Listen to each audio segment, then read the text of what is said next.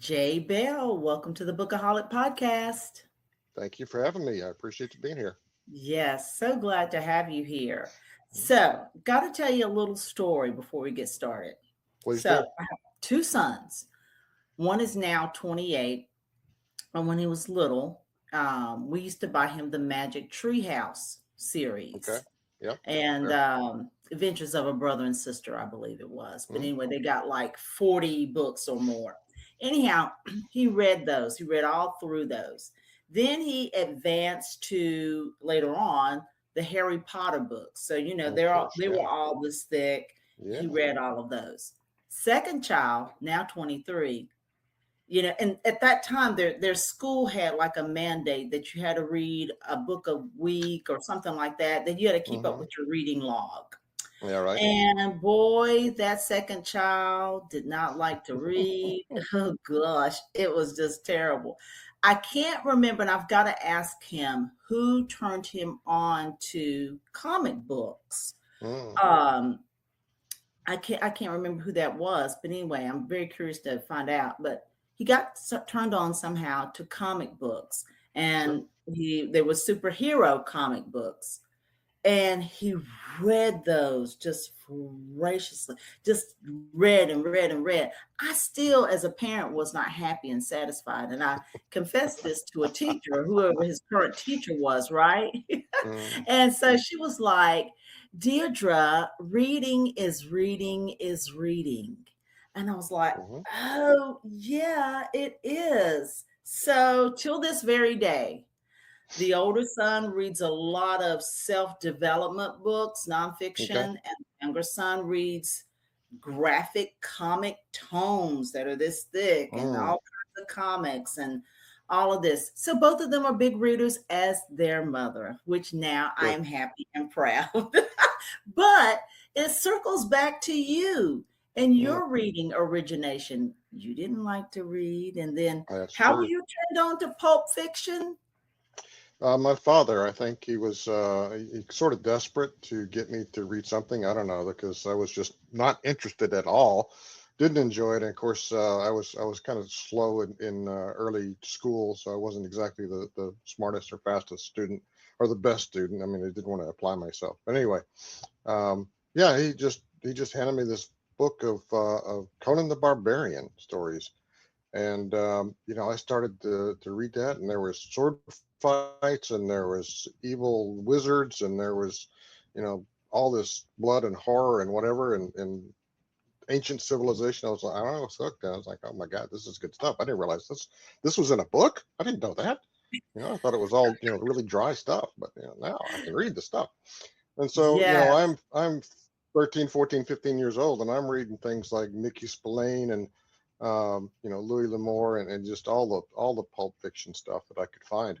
And it was probably, looking back on it, probably not age appropriate stuff that I was reading, but I think my parents were like, they don't care. The kid's reading. Let him read whatever. It doesn't matter. Just read it. Okay, fine. And so that sort of got me connected. But I look back on it now, and I think some of that stuff, probably was not appropriate. Maybe that's why I'm as screwed up as I am now. But whatever it was. It was what got me hooked on the whole idea of reading. And then of course I turned to Alexander Dumas and all the classics, Raphael Sabatini, and just sort of morphed out into all the different genres that were that. But I still have a huge love of pulp fiction, and it's difficult to get me into a literature with a capital L story, but I can do it if I have to, but I really don't want to. So I just do what I want these days. Look, it's okay. It's Hmm. okay. Like you said, we can do whatever we want these That's days. right. We're big now. Absolutely. Shoot. Yeah. Okay, really.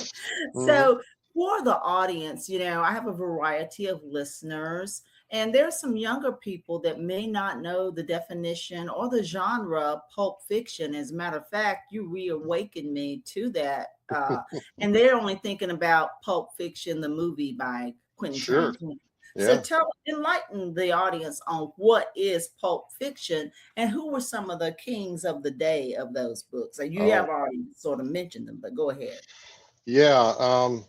Wow. So it's not going to be, as I may have alluded to earlier, it's not going to be literature with a big L. It's usually very, somewhat simplistic themes, somewhat of the, oftentimes the tarnished knight syndrome, where you have the main hero is not necessarily a completely good guy, but he has a moral code. So, there's this, and of course there's action always involved in it in one way, sense or another.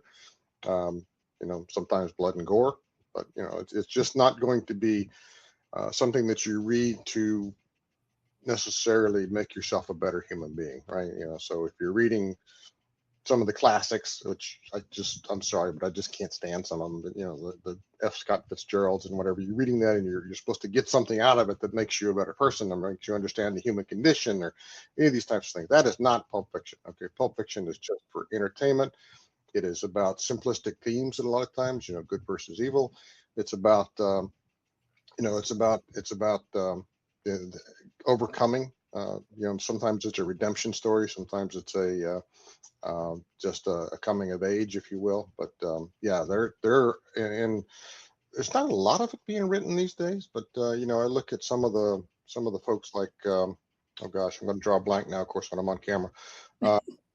Greg Hurwitz writes the Orphan X series. That's one that I sort of consider Pulp Fiction.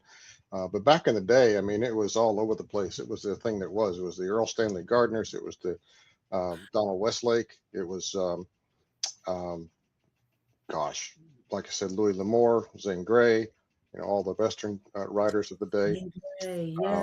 Yeah. And so there was just tons of them. Like the one I reference the most is, of course, Mickey Spillane, who wrote the Mike Hammer series. And he had a character. One of his other main characters was called Tiger Man, if you believe that, man with two N's. And I was like, really? Even at 15 years old, I'm like, really? Okay, yeah. Wow. But yeah, so it was, it was back then, in the Wayback Machine, and some of these were written way before I was even born. But Yeah. You look at you look at some of the noir classics like from Raymond Chandler. Philip Marlowe and that type of thing. It's yes, that's right. It sort of has its roots in that type of fiction. Absolutely. Now, so I got a lot out of what you said, and it did trigger some memories. You said Errol Stanley Gardner. For the younger people in the room, he was the writer of Perry Mason. Yes, he was. And Perry Mason is I got totally hooked on Perry Mason because now Perry Mason has a whole entire station on Pluto TV. Okay. So for younger people, they have circled back because of Pluto TV, because a lot of people are fans of I Love Lucy, a lot of younger people. So you circle back, you can check out the Perry Mason series, which is fabulous. And it's definitely Pulp Fiction. Definitely. The woman was always crestfallen. Her husband was having an affair, and did she kill him? That kind of thing. So there you go. Now, another thing that you brought up that triggered my memory, also on a technical, now, and you correct me if I'm wrong, on a technical basis, it was called Pulp Fiction because it was paperbacks for the most part. They were never hardbacks, right? They were paperbacks. So the pulp paper. Great point. Yeah, it was oftentimes very cheap paper. Very cheap to produce. That's why you go to a used bookstore today, you'll find them, if you can find them, they'll be in like plastic sleeves because they'll just disintegrate. But absolutely, and it would be yellow, and the yellow paper, and trying to read, sometimes it was like, get some light on this thing because it's turned yellow on me. But so absolutely. Good point. Yeah, and located at the drugstore. See, was at the drugstore. Yeah, it was not mainstream. Well, I say the mainstream. It certainly wasn't critically acclaimed work. I'll put it that way. Right. Yeah. Enjoyable all the same.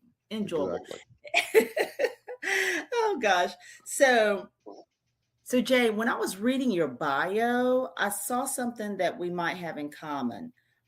You grappled with, say, a loss of time. You started writing, and then maybe careers happened and kids happened, and you wrote what you said was a very bad novel, as well as just other jobs coming along, and then you picked writing back up because you went to some creative writing classes, etc. How do you grapple with that loss of time? Do you feel like it was a loss of time, or do you think it was the perfect time that you started writing again?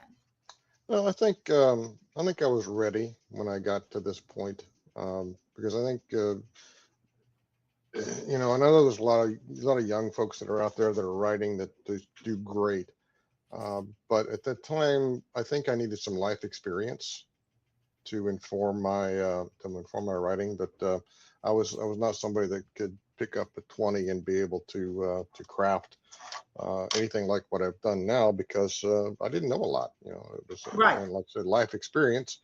I got a degree in criminal justice. I worked in that field for many years, and so it got me exposed to the legal system and law enforcement and all those types of things that have informed my fiction. So I think I was ready at that time, to really dig into it, because I don't know how people with families do it, because going to soccer games, going on the road all the time to do meetings and whatever to further the career, right? Yes, But absolutely. but taking care of kids is a full-time job, and that's Absolutely. fortunately my wife did most of it, but it had to be dad, it was so, and that's fine. I enjoyed it, loved it, but I think waiting, whether consciously or not, it was something that when I was ready to start again, I was ready to start. It was time to get into it, right? So that's kind of where I Yes. put that gap in time. Is I was gaining a lot of life experience. How's that? I'll put it that way. I won't say That, making a that lot of that mistakes, but sounds fantastic. Well, so after the bad, now, so fill me in. Mhm, After the bad novel, and after your life experience, you wrote mhm. this book, right? This was the very next thing. No, actually not. Okay. So Okay. I'm gonna throw you a curveball. All right. So Okay. Here we go. yeah, yeah, definitely. That is number 11 out of my category of writing. I started 2000 and started back to writing 2011, 2010, somewhere in there, and Yes.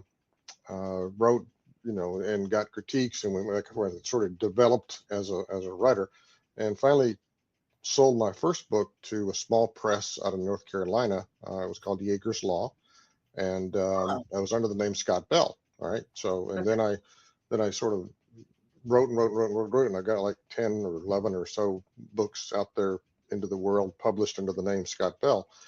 And then when I got connected to Blackstone Publishing, they were like, Hmm. well, you've got all this back history. We want to start you fresh. We want to start you, we want to break from the past. We want to go into it and give you sort of a new persona.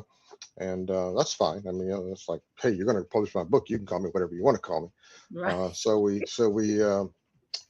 put it, under the name J.S. Bell, which J is my first name. Yes. So J.S. Bell, and so that was sort of a debut of J.S. Bell. So it, Yes. unfortunately, I think Blackstone, or maybe it was me, I don't know, but we sort of got into this. Who is this person supposed to be? I'm a little bit schizophrenic now, so I don't know who I am at any given time. I have two different email addresses, one for J.S. Bell, one for Scott Bell. I'm like, try to keep up with all that. So yeah, but it's good from the standpoint, from a marketing standpoint. I can, there's no history, there's no, you look at some of the things that I wrote under Scott Bell, and they're, personally, I think they're great books, but different genres, because I'm kind of the ADD equivalent of a squirrel. Whenever it's trying to find a nut, it get all over the place. And so anytime I think of a new idea, I want to write, whether it's in, the thriller genre, or if it's in the science fiction genre. I mean, I just want to write it and just do that story. So you look at Right. the Right. at the Scott Bell titles, and you see a bunch of stuff that is not necessarily welcome to Cottonmouth, right? It's a Right. different genre. So anyway, Right. that's my story. That's actually book number 12, but Thank you. first one under J.S. Bell. All right. So thank you for clarifying that, because I Yeah, think your media kit was kind of like throwing away Scott Bell. They didn't say in there that you had written those many yeah, books, but yeah. They're just trying to give me a new clean start. I see that. And so, welcome to Cottonmouth. When I received this book, I was like, welcome to Cottonmouth. I mean, the title is intriguing. Isn't Cottonmouth, is that a snake? It is. Yes, it is. So Yeah, I know, there's right? that. I was like, oh, No so yeah, snakes were harmed in the making of the book, but yeah. Oh, there's and not the even a snake cover. in the book, but yeah. The cover is genius. It's mid-century. It's like a motel. It's the Hmm. motel out in the desert, like sparse area, the one you don't really want to stay in that I passed by. And it's just classic. It's a wonderful, wonderful cover. The cover says a lot. So, how would you describe this book? What is the genre of this book? I would say I won't say spy thriller. I guess, yeah, spy. Let's call it a spy thriller, just The for sake of spy. argument. All right. But it's definitely Pulp Fiction. All right. It's definitely going to be, it's about unique and broken characters that Mhm. are come together as a group to achieve a common goal. And there's some redemption in there. There's some definitely some character development. But it's sort of in a way it's an ensemble book, right? The ensemble characters, Yeah. because I just thought it was fascinating to have all these unique different individuals in one story, and was able to do that with this particular vehicle that got me there. So Wow. it's just a lot of fun, in my opinion. It's just going to be a fun read, and you're not gonna improve as a human being, but you'll be happier at the end of the day, You'll right? be entertained. You got to have some That's all I self-care. care about. That's all I care about. Yeah. Did you Exactly. have fun? Did you enjoy it? Did you get a good time? Yeah. Well, tell us about the book. Well, it's the premise is that back in the 40s or 50s, or early 50s, when the CIA was first formed out of the Cold War. Mhm. They were given a mandate by Congress that they're allowed to resettle up to 100 people per year, who have provided the United States with intelligence based upon their own, sort of betraying their own country, right? So intelligence sources overseas and so on. We could resettle them in the United States. Congress said you could do up to 100 a year, right? And we don't Mhm. know if they won't tell you how many exactly, but they'll say, sometimes they've been up to at least that much. And you think about that, where do they put them? So where do they Right. go? So my concept was, all right, so what if they all were settled into one small town in East Texas, and that small town not only had foreign individuals, foreign actors who benefited the U.S., but also had retired, or maybe healing U.S. assets, operatives, and so on, in one Mm. place. So I created this town called Cottonmouth, and I filled it with a lot of different characters, Israeli, Russian, United States, Oh, obviously Britain, all the different places, and sort of put them in this one big salad bowl, and wow. created this little town where they're supposed to be secret, and they're supposed to go out and make noise, and nobody needs to know who they are. And that's sort of the prime directive for them, is to just stay quiet and stay out of the way and don't get noticed. Wow. So of course we drop a rock in that pond by sending in um, a damaged woman with a small girl who was going to be sex trafficked, um, but Oh, uh, but she saves her. Britta Thorpe saves the young lady Siobhan, and they come to town. Their car breaks down, oddly enough, right in Cottonmouth. So then, and they're obviously being pursued by evil forces, by bad guys right and left. And one obviously main villain who was the center of the antagonist side of the argument, and they this danger, this comes to town, and wants to bring them back to the bad guy. So, mm, and then our hero Devlin Mahoney, who is sort of the de facto mayor, if you will, who yeah. runs the motel that they're staying in, as this cover place. He has to decide, am I going to get involved and protect these women, or am I going to just let things play out so they don't, so no harm comes to the town, right? So that's the Right. dynamic there in play. And of course, referring back to my trope of the tarnished knight, right? So Devil may not be the Yes. best guy in the world, but he's also got a code, and the code is like he's not going to Yes. allow harm to come to innocent people. So of course he gets Right. involved, and things escalate from there until we come to Yes. the final conclusion of the good guys versus the bad guys, and Right. so on. Absolutely. Absolutely. I was going to ask you, do the retirees stay retired or do they get involved or do Well, they if they take stayed it? retired, it wouldn't be very much of a story, would it? I mean, if they just stayed at home, like, no, you're not gonna get in danger. Just gonna do my thing. But yeah, it escalates the entire. I don't say the entire community, but a big part of the community gets involved in this action that has to take place. Yeah. It sounds exciting. It sounds exciting, and I can't wait to dive into it. I've had it quite a while, but of course, I've got like 100 books on my TBR list. So, and really, that's I a feel low you. ball number. I, That's not I really feel true. It's a low. well. I feel your pain, but yeah. Absolutely. So, what else do you have up your sleeve as far as writing? Do you see any of these characters becoming recurring characters? Oh yeah, I mean that was the beauty of this idea, and I wish I could come up with another idea that works as well. But the idea is that each one of these individuals has a backstory. And we only Yes. dip our toes into the backstory in the first book. So the second one is written, and it's off to Oh, the agent. So I'll let you know if it gets accepted. But regardless, the sequel to Cottonmouth is written. I don't have a title for it yet, but just or I have a title, but they didn't like the title. So anyway, we're going down that road. Anyway, it's fine. I mean, they didn't like it first. For the title of Welcome to Cottonmouth, when I sent it off, was called Cottonmouth Motor Court. That was the name of the book, but they didn't like that. oh, So gotcha. now it's Welcome. Anyway, I'm Yeah, terrible yeah, at titles. I'll put it that way. So where was I? There was going somewhere with that. Oh, the sequel is written, and it carries on with the same characters. It delivers more backstory. I think we go into the time that the protagonist Devlin Mahoney spent in prison in Kosovo with his buddy Zivan, who's the Russian sniper, and we get into a little more of Hannah Mashi, who's the Israeli spy, and so it gets into some backstory. So anyway, that's out there, that's yeah. done, and Oh, then absolutely. and then yeah, I'm still writing as Scott Bell, so I turned in another one of those to the publisher just recently, so I assume that they'll accept it, but we'll see.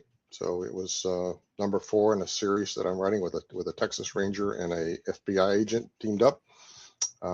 So the dynamic there is just I'll just talk about this all day long if you let me. But the dynamic there is the stalwart sort of Randolph Scott looking Texas Ranger is paired with Oh, a yeah. small New York Bronx born female that is totally New York, right? So they're Yeah. paired together, right? So the cultural dynamic happens as well as there's some personal dynamic there obviously too. So it's Right, right, right. interesting path these two are taking. Oh, wow. By the way, Mhm. a side note, I'm married to a person from the Bronx. So I know Okay, I know kind of know what you might be you speaking know of. what they're talking about, then, yeah, Yes, absolutely, you know what I'm talking absolutely. about. Larger than life Mhm. Bronx people. So, That's right. but this all sounds fascinating. I can't wait to receive. I want to be one of the first people to receive the sequel to Cottonmouth. Welcome to Cottonmouth. So I'll put that out there. That's fine. But You yeah, just got to put it on top of your TBR pile, and we'll be that's fine. exactly, exactly. Well, Scott Bell, J. Scott Bell, thank you so That's much me. today for joining me. I really appreciate it. And we'll have his information in the podcast show notes as well as the video description box on YouTube. Mhm. Jay, thank you for joining me today. Thank you so much. Take care of yourself. I appreciate it. Thank you.